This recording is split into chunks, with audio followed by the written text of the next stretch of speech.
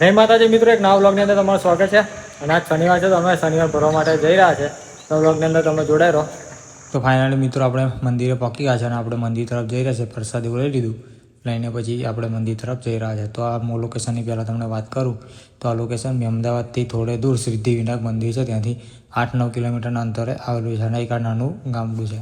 તો તમને ના ખબર હોય તો આપણે ભુવાપુરા હનુમાનજી ટેમ્પલ લોકેશન સર્ચ કરશો તો તમને લોકેશનમાં જોવા મળી જશે.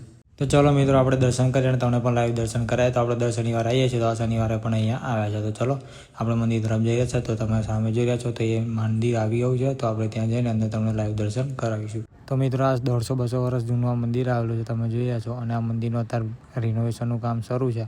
તો તમે જે જૂનું મંદિર હતું એ તોડીને આપણે આ નવું મંદિર બનાવે છે. તમે જોઈ રહ્યા છો તો આ રીતનું અહીંયા થોડું રિનોવેશન કામ છે. તો મંદિર આખું તોડ્યું નથી, પણ એમાં બધું રિપેરિંગ એવું કર્યું છે.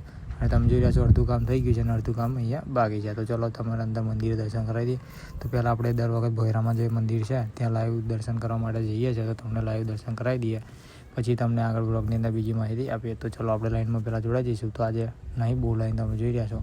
તો આ રીતની રીલિંગો ઓફર નવી મારી છે. દર શનિવારે નહીં હોતી, પણ આ શનિવારે અહીંયા રીલિંગ નવી મારી છે. તો આપણે ત્યાં લાઈનમાં જોડાઈ જઈશું. તો મિત્રો, આજે તો બહુ લાઈન છે ને, એટલે આપણે સમય બહુ ઓછો જવાનો છે. તો પછી આપણે દર્શન ભોયરાની અંદર કરીને પછી આપણે બહાર આવી ગયા છે. તો બહારનું મંદિર બતાવી દઉં તમને. આખું આ રીતનું અહીંયા મંદિર આવ્યું છે. તમે જોઈ રહ્યા છો તો આ રીતે આખું ફૂલ મંદિર જે છે તેનું રિવ્યૂ આ બ્લોગની અંદર તમને કરી દઈશું. તો આ હનુમાન દાદાની મૂર્તિની સ્થાપના કરી છે. તો આપણે અહીંયા પણ તમને દર્શન કરાવી દઈએ.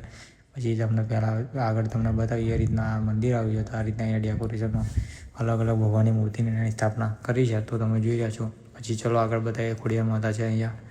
પછી થોડા ઉપર જઈશું એટલે જે ફાઇનલી જે મંદિર આવેલું છે ત્યાં આપણે પાછા જતા રહીશું. તો આ રીતે મસ્ત મંદિર આવ્યું છે. તો એકવાર મુલાકાત કરજો. ના કરી હોય તો તમે અમદાવાદ આવો તો ત્યાંથી થોડું 8-9 કિલોમીટરના અંતરે આવ્યું તો તમે એકવાર જઈ આવજો.